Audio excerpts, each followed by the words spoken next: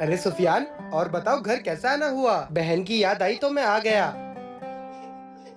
रुखसाना तुम्हारा भाई आया है। मैं आज ही अपने भाई को ईदी देने के लिए पैसे निकलवाए थे, क्योंकि मैं इस ईद पर भी घर नहीं जा पाई थी। क्या तू अपने घर से तो कुछ लाई नहीं थी और मेरा पैसा भी अपने भैया को दे रही है? अरे हल्के बोलिए, वो सुन लेगा। अरे गूंगा बेरा है, क्या सुनेगा? और खबरदार अगर तूने उसे बताया हमारे बीच लड़ाई है। चल जा पानी लेकर आ। और सब खैरियत से हैं? अल्लाह का शुक्र है, मैं ठीक हूँ।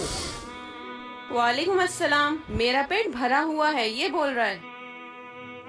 अरे इसकी क्या जरूरत, ये ईद का तोहफा है और ये आपके लिए। अरे इतनी महंगी घड़ी? पैसों के आगे रिश्तों की अहमियत बड़ी होती है। भले ही मैं सुन बोल नहीं सकता, लेकिन चेहरे पढ़ना अच्छे से जानता हूँ। मैं बचपन से इनकी गोद में खेला हूँ।